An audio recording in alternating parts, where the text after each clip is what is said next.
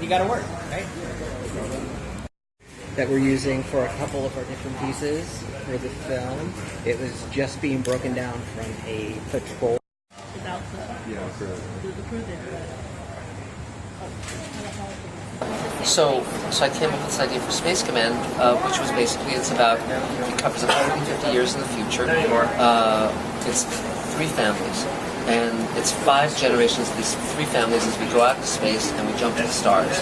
And one family is a military family; they're in Space Command, and that's sort of like it's like almost the United Planets is like the United Nations, and this is almost like the peacekeeping arm of the United Nations, Space Command.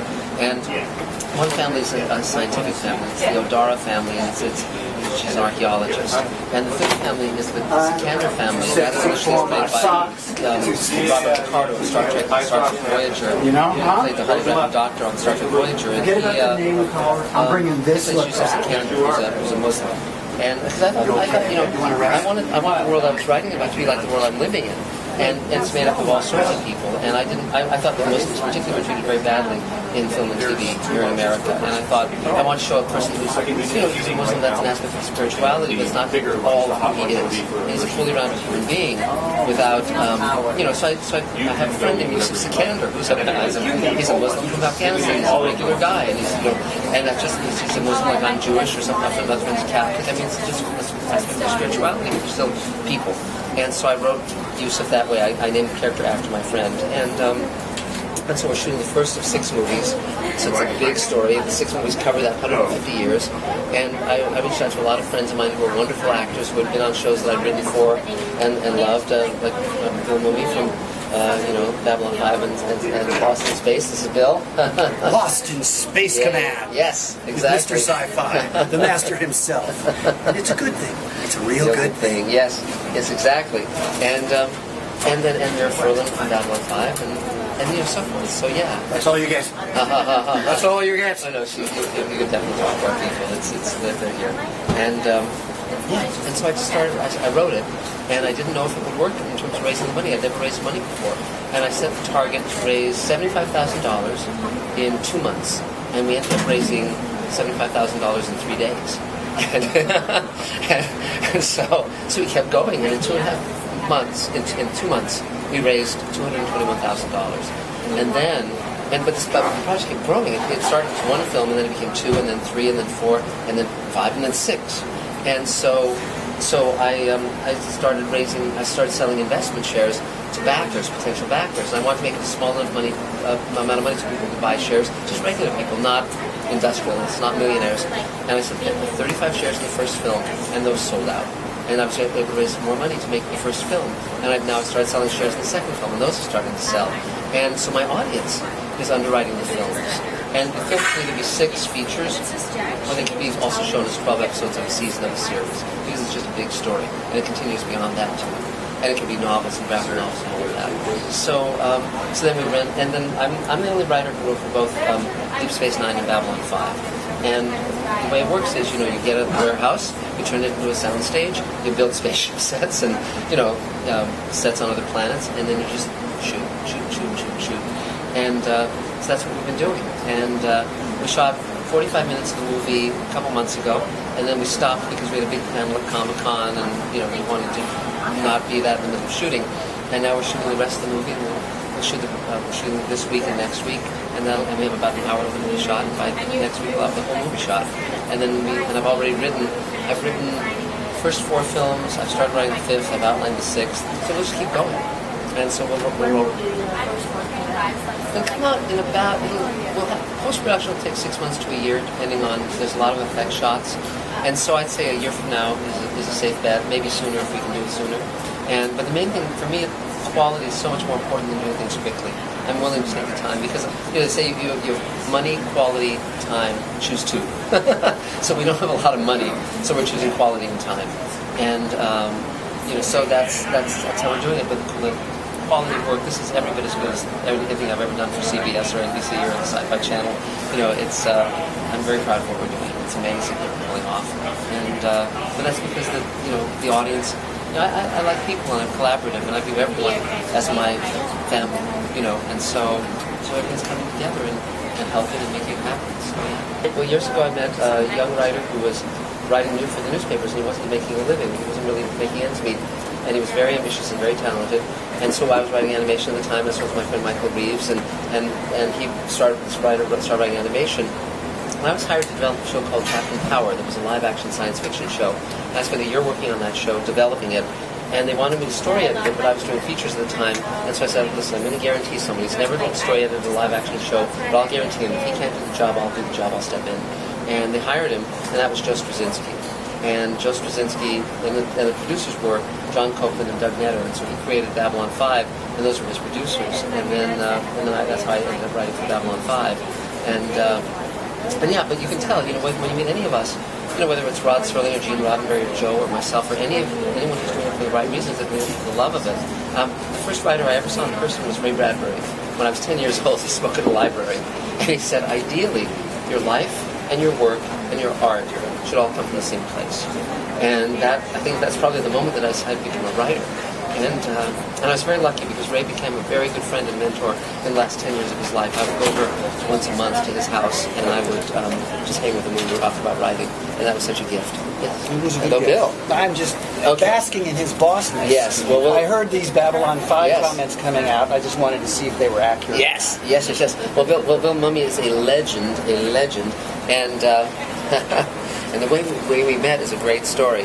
I'll tell that story. I'll tell it. You want to say hang for a second? Yes, of course. Okay. Oh, I wouldn't miss this for the world, dear boy. Carry on. Well, I think that everyone I know would say that the general consensus is I'm pretty strange. Definitely. And so This guy? Yeah, this guy. Not and at so all. and so one day I was a big fan of Lost in Space, and it was on when I was a kid. And one day I was homesick. I was in my pajamas, and I decided to Now call. he's telling us too much. Yeah, and I decided to call the stars of Lost in Space. So I pulled out the phone book and I started dialing the actors. And most of the people just had the same names, but there was one Mumy on the phone book, and it was his dad. And his mom picked up the phone, and I said, "Is Billy there?" And she said, "Hold on."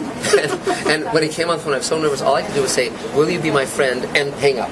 But then I called back. And you wonder why I have an unlisted number now? Yes, exactly. You learned. But I called back, and as soon as I was over my cold, my mom drove me there, and we traded comics. We traded comic books. Yes. My motivation for this meeting was of course. he was teasing me on the phone with this, I've got all these comic books. I hear you like comic books. Maybe we could trade. And I got the better end of the deal, as I recall. And then we stayed friends over the years. And so Just like this. And so we'd see each other. We went to different high schools. We'd come over to my high school sometimes, and we'd see each other.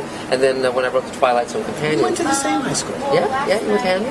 Yeah, but I was only there for the senior. Right. Yeah. So I think When you were working out the vector of odds. Yeah, exactly. Way back when, this play I wrote in high school. So then when I wrote the Twilight Zone Companion, I interviewed Bill because he was in 3 great episodes of the Twilight Zone. That's true. Yeah. I helped you out with some photographs and things. It was great. And the Twilight Zone Companion, if you don't have it, it's still in print. Go get it. Yeah, It's definitely worth it. It's a great book. But seriously. But he was an astonishing actor, even as a child. Phenomenal. I mean, the 3 episodes he did are all home runs. I mean, in Praise of Pip, phenomenal with Jack Klugman. It's a Good Life, which is oh my God, what a great episode. It's good that he likes it. It's real good. Yeah, exactly. He's out of the cornfield for the moment. That's right. And Long Distance Call, which was only one of only six episodes shot on videotape, black and white videotape. It's a creepy episode, but I'm not a videotape thing. Yeah, a little funny. But then Babylon 5, I wrote for it, and I came on the set, and we took pictures together, and we're hanging out. And I remember you complaining It's just like making Keith, isn't it? Yes. Well, I remember when you were talking about how you were pleased that when you finally got out of those prosthetics, all that makeup. Yeah. When Mark said, getting this project together, Space Command, I'd love to have you be a part of it. My first, and we were on the radio. We were on Coast to Coast with George Norrie at that moment, and I was like, yeah, sure, as long as I'm a human. Yes, exactly. That was a deal breaker. Yeah, exactly. And so in Space Command, basically you play like the Steve Jobs of the future. It's great, or the Bill Gates. It's terrific. It's fun. Yeah. I don't know if you want to say. I really think of them as the Ringo. No, I've said too much. I will leave you with Mr. Sci-Fi. Okay. Thanks, Bill. Thank you. Great. Okay, cool. So other questions, or what else would you like to know? Actually, you were mentioning about how sci-fi has gotten really dark. Yes. And I've always thought that a lot of sci-fi movies nowadays are missing that sense of adventure that you get. Yes. And recently I had seen Guardians of the Galaxy, and it sort of felt like if I was watching, A New Hope or the original Star Trek series, at least a new generation, the next generation. And I was wondering, what would you think would fix the sci-fi genre now make it more, Yes. upbeat and optimistic instead of so pessimistic. I know. and dark. Well, I find it so ironic because so many of my friends, these writers, they're writing these dark stories, and yet they're living lives where they're making a lot of money. They're happily married. Most of them, they go home to their families. They live in their nice houses. They live a good life where love and compassion and honor and loyalty and a good work ethic, these things all pay off. And so it's strange to me that they choose to present a worldview that's the opposite of what their own lives are. And so I think, a friend of mine, Bruce Joel Rubin, wrote The Ghost, and he was one of my mentors, also a friend, and he said, most films and TV shows, if you ask the writer or the director or the producers or anyone working on them what they're about, and the answer is, well, they're about 2 hours, because they're about nothing, they're about nothing. And so the first thing is you have to say to yourself, well, what am I writing about? What do I stand for? As I mentioned, I mentor a lot of young people in the industry, and I say, you have to decide, I say, what you stand for and what you won't stand for is the spectrum of your career. Your career will be between those two poles. But you have to know what you stand for, and you have to know what you won't stand for. And so, so I think vision and having your work reflect your life, and recognizing that there's good in the world, and not being a cynic. I'm not cynical at all. And so I think that's a big part of it. And the thing that's fun about Space Command is it's a big adventure story, but also the people, the characters, are people you can really love and people you care about. And there's moral choices, because in Space Command, it's about people banding together. It's about people coming together. It's about people saying, well, wait a minute, I'm following orders, but are these orders right? Should I be following these orders? Or maybe the person I'm supposed to be capturing is someone that I should be helping let escape. There's all these moral questions. So no one gets off the hook. It's always because all of us have moral questions in our lives. And you can't check out. You can't just say, well, I don't have responsibility. Everyone does. And if the world's going to be a good place, you have to take responsibility. And you have to reach out to others. And you have to recognize that all the differences between people don't matter. And that's why I like the fact that in Space Command you've got Muslim characters and African American characters and gay characters, and Mira Furlan in the first film, she's got a daughter who she loves, but by the end of the first film we meet her wife, and the reason I have her in a gay marriage isn't the gay marriages in the news. It's because where are the gay women in science fiction? Where are the gay characters in science fiction? Particularly gay female characters. And it was what really kind of got my head going on all of this was Sally Ride was the first female astronaut, first American female in space. And when she died, they mentioned her longtime partner. And it was like, wait a minute, she's a gay woman? Why didn't people know that? Why don't the history books know that she was a gay woman? That's important. And Ray Bradbury, who was my mentor, his aunt was almost certainly gay, and she was his inspiration. And so I wanted to have I wanted my world, my universe in Space Command to reflect the world. And so the more it's varied, the more different ethnicities, the more different experiences. And Mira and her daughter, Mira Furlan, when I worked with her on Babylon 5, I knew she spoke Serbo-Croatian. She's from the former Czechoslovakia. So I met a young actress named Elena Mircha who speaks Serbo-Croatian. I thought, well, they could play mother and daughter. So when they're talking to each other, they're often speaking Serbo-Croatian in the film. And then they're speaking English to everyone else. And so, because again, it reflects the world we live in. So yeah, I'm a distributor yet. A lot of distributors have been contacting us. In fact, even while I've been shooting, someone just called me yesterday that wants to distribute it, but I haven't been taking those offers because what I want is a big distribution platform. That could be a network, or it could be a major thing like Amazon or Hulu, Netflix, but someone who will really roll it out with a lot of marketing muscle. Because I want it to be on the billboards, I want it to be on the bus benches, I want people to know about this project. And so that's a roll of the dice. We can get, our job here is to make a wonderful film, a wonderful series of films. So my hope is that it'll punch through like Star Wars or Star Trek or Guardians of the Galaxy. And people don't know what they love until they see it, and then they love it. And the only reason they ever love anything is because it speaks to their heart. It has to. How many movies are there that have effects as amazing as Star Wars that no one cares about because they don't care about the people? So you have to have every movie that lasts has a profound truth at its heart. It has to. And so that's my hope for Space Command. Now, one of the fun things is I would say we're low budget, high ambition. And yes, and so, but also many of my friends, because of where I come from, because I've done so many hours of network TV and film and all sorts of stuff. So, for instance, you mentioned Rocket Raccoon. Well, the designer, the person who designed Rocket Raccoon for that movie is my friend Ian McCaig, who also designed Darth Maul and Kin Amidala, who's our character designer on Space Command. That's why the costumes look so great, and everything looks really cool. And that's because I can reach out to a level of people that normally don't do small films, low budget films, and or even just getting these actors like Mira Furlan and Bill Mumy and Bob Picardo and amazing people. And someone who's coming in to play a general is Bruce Boxleitner. Bruce has not worked with Mira Furlan or Bill Mumy since Babylon 5, so that's going to be kind of fun too. And so we're in coming Space Command movies, we're going to have Armin Shimmerman from Deep Space Nine and Buffy, Ethan Phillips from Star Trek Voyager, many genre actors that I love and I just love working with. So I hope this thing punches through and just takes the world by storm. That'd be my dream. Absolutely. I'm really looking forward to it. Me too. It's the fact that we've already got 60 minutes shot and we have a rough assemblage of the film, and it's like you can see it's like it's really amazing. I'm thrilled. It's I mean, even today I was shooting a scene with this ship, this patrol ship, and you live with it in your head and then you shoot it and it's like, wow, that really works. And you never know until the day. You write something and think, well, is this going to play? And then you bring these wonderful actors aboard. And there's stuff that you wrote, you thought, well, this is a little iffy, maybe I'll cut it out when I'm in post. And then they pull it off. Phenomenal. And then the other thing we did that was super cool, because I really love bringing in the world, and I was thinking that, the world, 3,000 people around the world gave us the $221,000 for Kickstarter. And I thought, well, since the world is financing this, why don't we have two of the leads, not walk-ons, not one-liners, two of the lead roles, whether anyone anywhere in the world could pull down the sides, off of our side, the audition sides, the audition scenes, and shoot their own video, audition for two of the leads, and send them to us, and we would look at them and have a talent search and choose two of our leads from that contest. And I didn't know if it would work. You never know.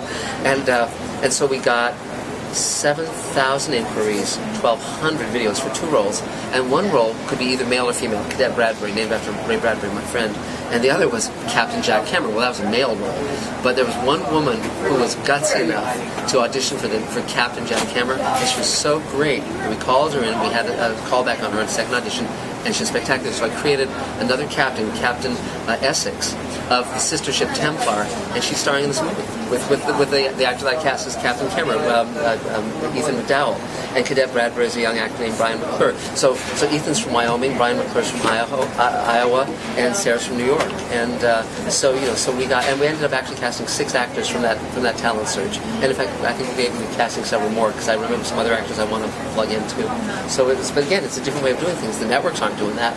But I thought it's a new world. See, the problem with the networks and the studios is they're old school. They're not understanding that, emotionally I live in the 20th century, but I recognize that we're in the 21st. And that means that the entire world is a studio now. The entire world has people with cameras. I mean, the thing that science fiction never predicted was that we were going to have cameras in our telephones, and we'd put our telephones in our pockets. I mean, a telephone was something I dialed Billy Mumy on a big old telephone, when I was 7. But now... And like a fool, I answered. You did. But nowadays... anyone, anywhere can make a movie. If they've got an iPhone, if they can, and so we're all in this business. Everyone around the world is in this business. Anyone who's shooting video, and so these actors are so wonderful. And you'll see them here in costumes. You'll see them shooting scenes. And the other part that's really fun is that my wife and I are directing and producing, and also writing some of it together. And we've written and directed and produced for many years. And so now we're running 2 units today. We're shooting in 2 different locations here in the park, in the industrial park. And so I'm shooting certain scenes, she's shooting certain scenes, so we can cover a lot of ground. And that's terrific too. So yeah. So what else would you like to know?